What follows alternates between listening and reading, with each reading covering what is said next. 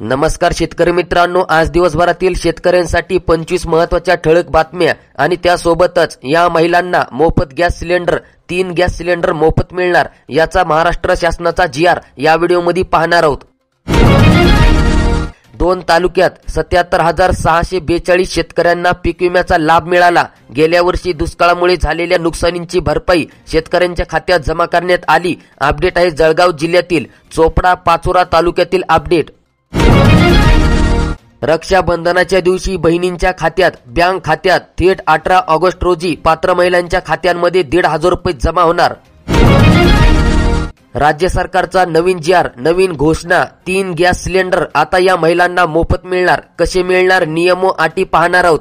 तर या ठिकाणी बघू शकतात, अजित पवारांच्या अर्थसंकल्पनातील अन्नपूर्णा योजनेच्या घोषणानंतर अन्न व नागरी पुरवठा विभागाकडून एक प्रस्ताव मंत्रिमंडळासमोर मांडण्यात आला होता। त्यामध्ये लाडक्या बहिणीला वर्षाला 3 सिलेंडर मोफत देण्याविषयी भाष्य करण्यात आले होते। उज्ज्वला योजनेतील महिलांना केंद्र सरकार एका गॅस सिलेंडर मागे 300 रुपये अनुदान देते। एका गॅस सिलेंडरची बाजारातली सरासरी किंमत 830 रुपये धरून प्रत्येक लाभार्थ्यांना प्रति सिलेंडर 530 रुपये याप्रमाणे सिलेंडर मोफत देण्याचा प्रस्ताव मांडण्यात आला होता।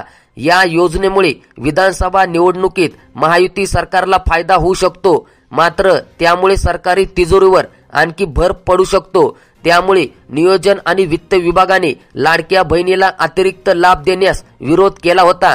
मात्र मुख्यमंत्री एकनाथ शिंदे या योजनेसाठी आग्रही असल्याचे समजते। राज्य सरकार आता ही योजना कशी राबवणार, पैसे कसे मिळणार, तर या ठिकाणी बघू शकतात, लाडक्या बहिणीला 3 सिलेंडर मोफत देण्यासाठी गॅस सिलेंडर पुरवठा करणाऱ्या कंपन्यांना 3 सिलेंडरचे पैसे दिले जाणार आहेत। प्रत्येक लाभार्थ्यांचा आधार लिंक केला जाणार, त्यामुळे योजनेचा गैरफायदा घेणाऱ्यांना लगाम बसेल। गॅस जोडणी महिलांच्या नावे असेल तरच या योजनेचा लाभ मिळेल आणि या अटीमुळे लाडकी बहीण योजनेचा लाभ साधारण 2.5 कोटी महिलांना देण्याचा सरकारचा मानस असला तरी मोफत गॅस सिलेंडरचा लाभ प्रत्यक्ष 1.5 कोटी महिलांनाच मिळेल असा अंदाज आहे। या योजनेसाठी सरकारी तिजोरीवर अतिरिक्त 4 ते 4.5 हजार कोटींचा बोजा पडण्याची शक्यता वर्तवण्यात येत आहे। 9 लाख कुटुंबांना गणपती निमित्त मिळणार रवा, डाळ, तेल आणि साखर। स्वातंत्र्य दिनापासून होणार आनंदाचा शिधाचे वाटप।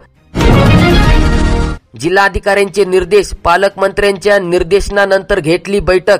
पीक विमा कंपनी विरोधात तक्रारींचे अहवाल सादर करा। अपडेट अकोला जिल्ह्यातील मुख्यमंत्री माझी लाडकी बहीण योजनेच्या अंमलबजावणीसाठी मदत केंद्रावरील प्राप्त झालेल्या अर्जाची छाननी करून बुधवारी प्रसिद्ध करण्यात येणार आहे आणि आपल्या चॅनलवर याबद्दल तुम्हाला अपडेट दिली जाईल।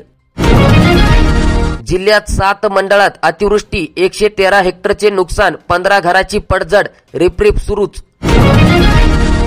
बनावट रासायनिक खत विकणाऱ्या कृषी केंद्रावर कारवाई, 35 मेट्रिक टन खताचा साठा, शेतकऱ्यांची होत आहे फसवणूक। आर्वी शहरात बोगस खताची तब्बल 960 पोती केली जप्त, खते अप्रामाणिक असल्याचा अहवाल, 200 वर शेतकरी फसले।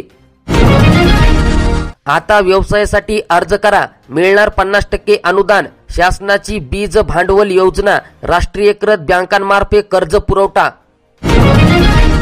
सोन्याचे दर 70,400 रुपये प्रतिग्राम, आयात शुल्कात कपातीने दिलासा। सोने चांदीचे भाव उतरले, 10 दिवसात चांदी 9,000 उतरली।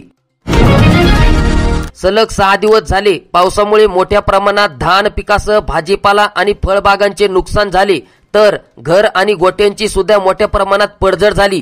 अतिवृष्टीमुळे नुकसान झालेल्या नुकसानग्रस्तांना त्वरित आर्थिक मदत जाहीर करावी अशी मागणी राष्ट्रवादी काँग्रेस शरद पवार गटातर्फे मुख्यमंत्र्यांच्या नावे जिल्हाधिकारी प्रजित नायर यांना गुरुवारी म्हणजेच की काल 25 तारखेला निवेदन दिले आहे। अपडेट आहे गोंदिया जिल्ह्यातील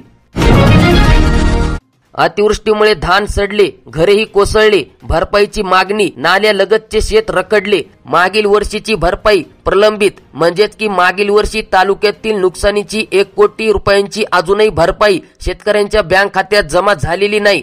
यंदा ज्या शेतकऱ्यांच्या शेतीचे नुकसान झाले आहे अशांना सरसकट त्वरित नुकसान भरपाई देण्यात यावी अशी मागणी काँग्रेस पदाधिकाऱ्यांनी केली आहे। शेतकऱ्यांना सरसकट कर्जमाफी द्या, काँग्रेसची जोरदार निर्देशने। शेतकऱ्यांचे पिवळे सोने काळवटले, 2 महिन्यात 2,500 घसरण, म्हणजेच की सोयाबीनची दर कोंडी. संत नामदेव मार्केट यार्डात आवक मंदावली. सोयाबीनचा आजचा भाव 4,250 तर उन्हाळी मुगांचा भाव 7,252. प्रति लिटर दुधाला आता 5 रुपये अनुदान. शासनाचा महत्त्वाचा निर्णय. राज्यातील दूध उत्पादकांना होणार याचा लाभ. 3 महिन्यासाठी अनुदान मिळणार.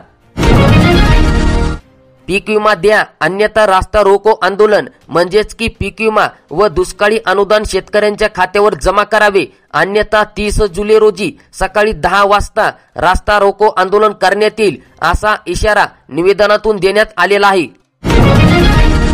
मुख्यमंत्री तीर्थदर्शन योजना 31 ऑगस्ट पर्यंत करता येणार अर्ज. तीर्थदर्शनासाठी मिळणार 30,000 रुपये अनुदान. 15 दिवसापासून महा ऑनलाईन ठप्प, सर्व्हर थांबले, विद्यार्थ्यासह ऑनलाईनची प्रमाणपत्रे रखडली. अतिवृष्टी झालेल्या नुकसानींची पाहणी करून भरपाईचा प्रस्ताव पाठवा, पुनर्वसन मंत्र्यांनी केल्या जिल्हाधिकाऱ्यांना सूचना. विमा नुकसान भरपाई हवी तर करावे लागणार पीकपेरा नोंदणी. ई पीकपेरा नोंदणी मोबाईल ॲपवर सुविधा उपलब्ध करून देण्यात आली आहे. 1 ऑगस्ट पासून करता येणार मोबाईलवर तुम्हाला नोंदणी. सततच्या पावसाने शेतीची कामे ठप्प, पिकांमध्ये वाढले तण, शेतकरी चिंतेत. पिके पिवळी पडण्याची शक्यता, लहान पिके सडण्याची भीती, अडचणी वाढल्या. चुकाल तर मतदानाला मुकाल. 2 ऑगस्टला मतदान यादी. विधानसभा निवडणूक अंतिम यादी 27 ऑगस्टला प्रसिद्ध होणार. थेट कर्ज योजना सुरू. अर्ज केल्यास 1 लाख मिळणार. ऑनलाईन प्रक्रिया, ऑनलाईन अर्ज करायचा. बेरोजगारांना मिळणार आर्थिक मदत. कांद्याची नासाडी रोखतानाच त्याच्या साठवणुकीसाठी महाराष्ट्रात अणु ऊर्जा आधारित कांदा महाबँक प्रकल्प सुरू करण्यात येत असून राज्यात नाशिक, छत्रपती संभाजीनगर आणि सोलापूर येथे तातडीने कांद्याची बँक सुरू करण्याचे निर्देश मुख्यमंत्री एकनाथ शिंदे यांनी दिले. कांदा महाबँक प्रकल्पाचा आढावा घेण्यासाठी मुख्यमंत्री एकनाथ शिंदे यांच्या अध्यक्षतेखाली सह्याद्री अतिथीगृहात बैठक झाली होती आणि त्या ठिकाणी हा महत्त्वाचा निर्णय घेण्यात आला आहे. महाराष्ट्रातील या जिल्ह्यांमध्ये पुढील 5 दिवस मुसळधार पाऊस. हवामान खात्याने रेड अलर्ट जारी करण्यात आला आहे. महाराष्ट्रात गेल्या काही दिवसांपासून सुरू असलेल्या पावसामुळे जनजीवन विस्कळीत झालं आहे. तरीही पुढील 4 दिवस राज्यांच्या विविध भागात मुसळधार पावसाचा इशारा हवामान खात्याने दिला आहे. हवामान खात्यानेही रेड अलर्ट जारी करण्यात आला. मुंबई, ठाणे, पालघर आणि रायगड आणि इतर काही ठिकाणी IMDने रेड अलर्ट जारी करण्यात आला आहे. पावसाचा जोरही वाढणार असल्याचा इशारा देण्यात आला.